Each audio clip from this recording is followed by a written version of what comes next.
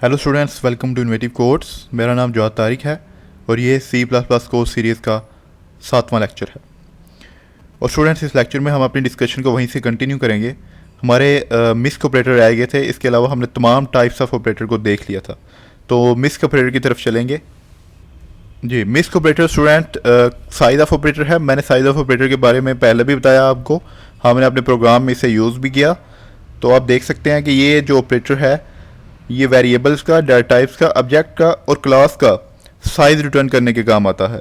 हमने अपने प्रोग्राम में इसका एक एक्सटेंसिव यूज़ किया था। तो उसके बाद कंडीशनल ऑपरेटर है। कंडीशनल ऑपरेटर एक इंतहाई यूज़फुल ऑपरेटर है।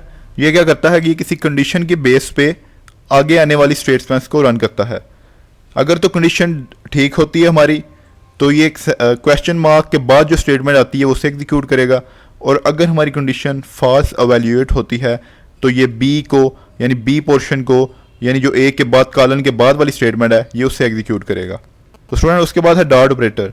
डॉट ऑपरेटर किसी भी क्लास के मेंबर्स को, जिनमें मेंबर फंक्शन आ जाते हैं और इसके अलावा डाटा मेंबर आ जाते हैं, उनको एक्सेस करने का काम आता है।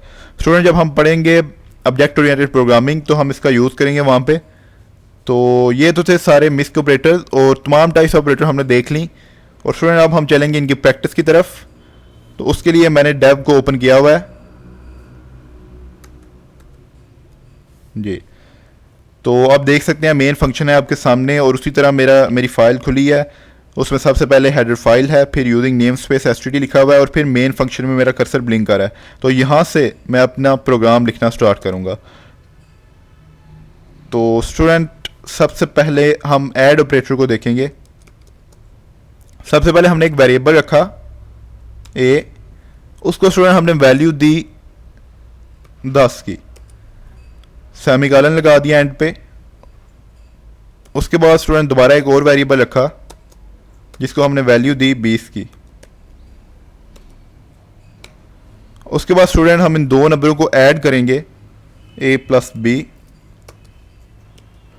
और स्टूडेंट, यहाँ पे a प्लस बी जब हम करेंगे, यानी 10 जमा 20 करेंगे, तो आंसर 30 आएगा। और ये जो आंसर होगा ये हम किसी और वेरिएबल में सेव करवा सकते हैं। हम एक सम वेरिएबल बनाएंगे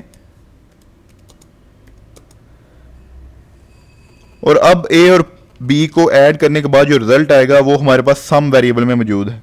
अब हम इस सम वेरिएबल को सी आउट करवा सकते हैं, यानी हम इस देख सकते हैं कि सम वेरिएबल में क्या पड़ा हुआ है और जो कुछ उसमें होगा वो हमारी कंसोल पे डिस्प्ले हो जाएगा। तो सी आउट यानी कंसोल आउट सम। इसके बाद मैं कंपाइल एंड रन पे क्लिक करूंगा।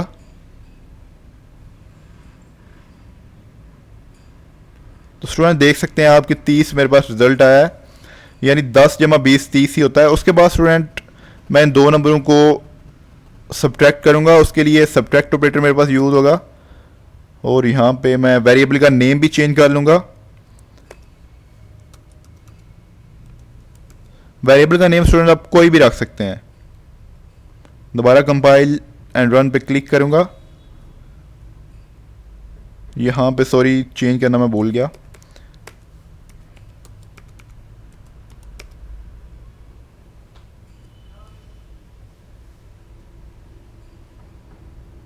तो स्टूडेंट आप देख सकते हैं कि -10 मेरे पास रिजल्ट आया वापस, यानी जब मैंने 10 को 20 में से माइनस किया तो -10 ही रिजल्ट मेरे पास वापस आता है। उस सब्ट्रैक्ट को हमने फिर सी आउट कर दिया, यानी हमने देखा कि उसमें क्या वैल्यू पड़ी हुई है। इसी तरह स्टूडेंट आप मल्टीप्लाई ऑपरेटर को यूज़ कर सकते हैं, डिवीजन ऑपरेटर को यूज़ कर सकते हैं। तो अब मैं मॉडुलस ऑपरेटर की बात करूँगा। तो मॉडुलस ऑपरेटर का स्टूडेंट आपको पता है कि ये दो नंबर का रिमाइंडर मुझे वापस ला के देता है। पहले दो नंबर को डिवाइड करता है और जो रिमाइंडर बचता है वो दोबारा फिर हमें रिटर्न करता है और वो रिटर्न वैल्यू हम दोबारा किसी एक वेरिएबल में सेव करवाएंगे। तो यहाँ पे हम वेरिएबल का नेम चेंज कर देंगे। तो अब इस रिमाइंडर को हम सी आउट करेंगे, यानी हम देखना चाहेंगे कि इस रिमाइंडर में हमारे पास क्या पड़ा हुआ है। तो जब मैंने 10 को 20 से डिवाइड किया तो रिमाइंडर मेरे पास क्या आया,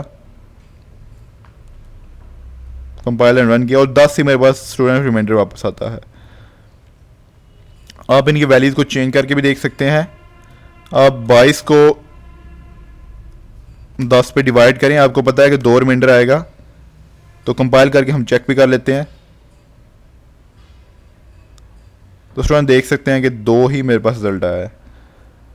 उसके बाद स्टूडेंट्स कुछ ऑपरेटर्स हैं जिसके बारे में हमने बात किया था, कंपैरिजन और रिलेशनल ऑपरेटर्स हैं, तो उनके बारे में हम फ़िलहाल तो डिस्कशन नहीं करेंगे क्योंकि वो कंडीशनल ऑपरेटर्स भी हैं और वो इफ़ स्टेटमेंट के साथ जनरली यूज़ होते हैं।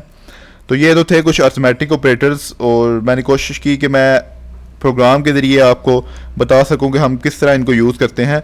बाकी ऑपरेटर भी जो जो हम आगे पढ़ते जाएंगे, हम इफ़ कंडीशन पढ़ेंगे तो वहाँ पे जाके मैं सारे रिलेशन ऑपरेटर आपको दोबारा एक बार बताऊंगा कि हम किस तरह उन्हें यूज़ करते हैं। उसके बाद मिस्क ऑपरेटर, साइज ऑपरेटर मैं आपको पहले ही बता चुका हूँ, और डॉट ऑपरेटर मैंने आपको बताया कि हम जब ऑब्जेक्ट ओरिएंटेड पढ़ेंगे वहाँ पे जाके देखेंगे। इसके अलावा जो लॉजिकल ऑपरेटर हैं वो भी जब हम पढ़ेंगे इफ़ कंडीशंस तो वहाँ पे जाके हम देखेंगे। तो स्टूडेंट ये तो थे ऑपरेटर्स, इसकी प्रैक्टिस भी हमने कर ली। So this is all about my 7th lecture, so stay tuned for my other lectures. Thank you.